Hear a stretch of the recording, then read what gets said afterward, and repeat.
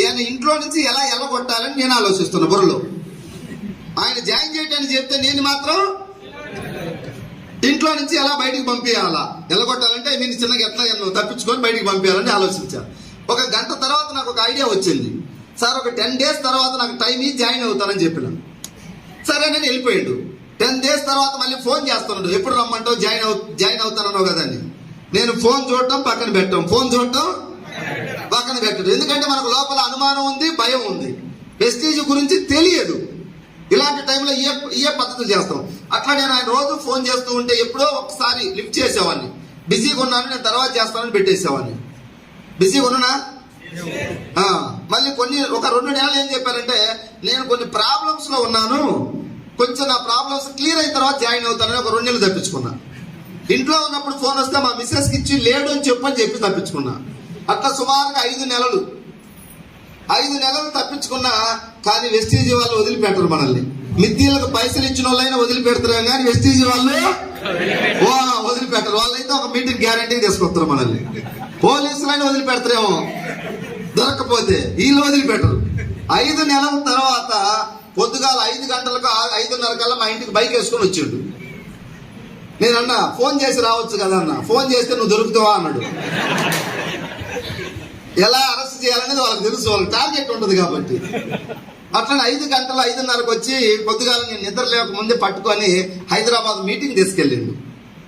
ఆ రోజు తప్పించుకోలేక వెళ్ళిపోయాను. అంతకుముందు చాలా సార్లు రమ్మని అడిగిండు, వస్తాననేవాడిని, ఆ టయానికి స్విచ్ ఆఫ్ చేసేవాడిని. మీరు కూడా ఈ పనులన్నీ సరిగ్గా చేస్తా ఉంటారు, చాలా మంది చేస్తారా లేదా? ఎన్ని మీ ఆ బాల్యంలో ఉండే లక్షణాలు. స్టార్టింగ్ నర్సరీ స్టేజ్లో అందరూ స్కూల్కి పరిగెత్తుకుంటూ పోతారా?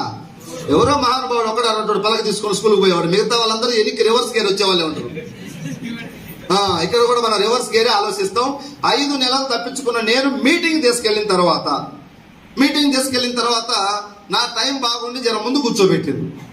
ముందు కూర్చోబెట్టిన వాడికి ఏంటంటే భయానికో భక్తికో ఫోన్ మాట్లాడడానికి లేదు, మధ్యలో లేచిపోవడానికి. టాయిలెట్ వస్తున్నా సరే దాన్ని ఆపుకొని కూర్చోవలసిందే. వెనకాలకు ఫోన్ చూడొచ్చు, మెసేజ్ చేయొచ్చు, లేకపోతే బయటకు తిరగచ్చు. వాళ్ళకి పెద్ద ఆప్షన్ వాళ్ళ చేతిలో ఉంటుంది. అందుకని చాలా మంది వెనకనే నిలబడతారు, ఎందుకంటే ఆప్షన్ వాళ్ళ చేతిలో పెట్టుకోవడానికి. సార్ పర్లేదు నేను ఇక్కడ ఉన్నా వింటానంటాడు, అక్కడి నుంచి రాడు కానీ అక్కడే వింటానంటాడు. నాకు తినే రాతున్నది కాబట్టి ముందు సీట్లు తెచ్చి కూర్చోబెట్టిండు. ఇంకా వాళ్ళు కొట్టమన్నప్పుడు సపట్లు కొడుతున్నా, మళ్ళీ నన్నే చూస్తున్నాను. నేను మాట్లాడు స్పీకర్ మాట్లాడు ఏమనుకుంటాడో అని చెప్పేసి సపట్లు కొట్టినా మధ్యలో లేచిపోవడానికి అవకాశం. వాళ్ళు ఏం చెప్పినా వినాల్సి వచ్చింది, మంచి చెప్పినా చెడు చెప్పినా. అట్లా మీటింగ్ అంతా వినేటప్పుడు ఆ మీటింగ్ గురించి చెప్పారు. వెస్టీజీ కంపెనీ అంటే మీలో ఎంతమందికి భయం ఉంది అన్నాడు. నేను ఏమంటేనే చేయలేపాను.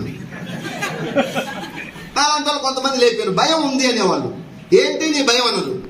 సార్ ఇది వెస్టీజీ కంపెనీ కొత్తగా వచ్చింది కదా, మధ్యలో ఎప్పుడు పోతుందో ఉంటుందో గ్యారంటీ లేదు, ఈ కంపెనీని ఎలా నమ్మాలి అని అడిగా. నేను కొత్తగా వచ్చిందని నీకు ఎలా అనుకుంటున్నావు అంటే, నాకు ఇప్పుడే తెలిసింది కాబట్టి కొత్త కంపెనీ అనుకుంటున్నాను అన్న. నీకు తెలిసింది ఇప్పుడే, ఇప్పుడు రెడ్డి భవన్ నాకు ఈ రోజు తెలిసింది. నా కోసం పెట్టినా సార్ ఇది, దీనికి రిజిస్ట్రేషన్ ఉండదా? అట్లనే వెస్టీజీ కంపెనీ కూడా రిజిస్ట్రేషన్ ఉంది. నువ్వు ఇప్పుడు మీటింగ్కి వచ్చినావు. కంపెనీ 2004లో స్టార్ట్ అయింది.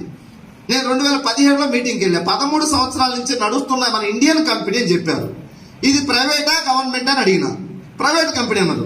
ప్రైవేట్ కంపెనీలు గతంలో చాలా వచ్చిపోయింది కదా సార్. ఇంతకు ముందు నేను కొన్ని పేర్లు చెప్పాను, నాకు తెలిసిన పేర్లు చెప్తే వాళ్ళు ఏం చెప్పారంటే, వచ్చిపోయినాయి కొన్ని కంపెనీలు, ప్రజల దగ్గర డబ్బు కట్టించుకోండి.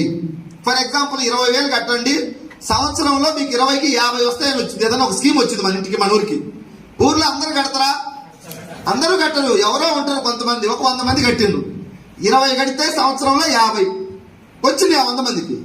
అప్పుడు జర నమ్మకం వస్తుంది, అదే మన ఇంటి పక్కవాడికి వచ్చింది కదంటే మనకు కూడా ఆశ కలుగుద్ది. మనం కట్టిన ఒక 20,000, ఒక 500 మంది కట్టినాం, వాళ్ళకు వచ్చినాయి. ఒక 1,000-2,000 మంది కట్టిండ్రు, వాళ్ళకు వచ్చినాయి. ఒక 20,000 మంది కట్టిండ్రు, వాళ్ళకు కూడా వస్తాయా? వాళ్ళకు వస్తాయండి. నల్లమల్ల ఫారెస్ట్ చెట్లకు కాసే డబ్బుగా తీసుకొచ్చి ఇయటానికి చాలా కష్టపడితే డబ్బు వస్తుంది. 20,000కి 50,000 వస్తుంది అనేది అది అక్రమ మార్గం. ఎసార్నో ముందు జాయిన్ అయిన వాళ్ళకి వచ్చినాయి కదంటే మరి అది ఎర ఎత్తే కదా నువ్వు వచ్చేది. ఇప్పుడు 20,000 మంది రావాలంటే 2-3 మందికి ఇవ్వాలి పైసలు కట్టే కంపెనీలు మధ్యలో పోవచ్చు. ఇన్ ఫ్యూచర్ లో ఫాస్ట్ లో పోయి ఉన్నాయి గతంలో డబ్బు కట్టించేటి. ఇంకా ఇంకొక టైప్ కంపెనీలు చైన్ సిస్టమ్ కంపెనీలు గతంలో వచ్చినాయి. అవి ఎలా ఉంటాయంటే, ఫర్ ఎగ్జాంపుల్ మన అచ్చంపేట పక్కన లింగాల, బల్మూరు, బాణాలు, లింగాలు, లేకుంటే ఉప్పునూతులు, అమరాబాదు, అమరాబాద్ వాళ్ళు ఎవరైనా ఉన్నారు ఇక్కడ? అమరాబాద్ మండలం మాది, అమరాబాద్ మండలమే. నేను అనుకుంటా అట్లా అమరాబాద్ మండలంలో నాకు ఆల్మోస్ట్ అన్ని విలేజ్లు తెలుసు. పదరా, వంకేశ్వరం, చెట్లగుంట్ల, మధ్యమడుగు, మారడుగు, ఇప్పలపల్లి, కుమ్మరోనిపల్లి, ఒంగరోనిపల్లి, మలకమారడి, వెంకటేశ్వర బాయి, లక్ష్మాపురం, తిరుమలాపురం, ఇవన్నీ నేను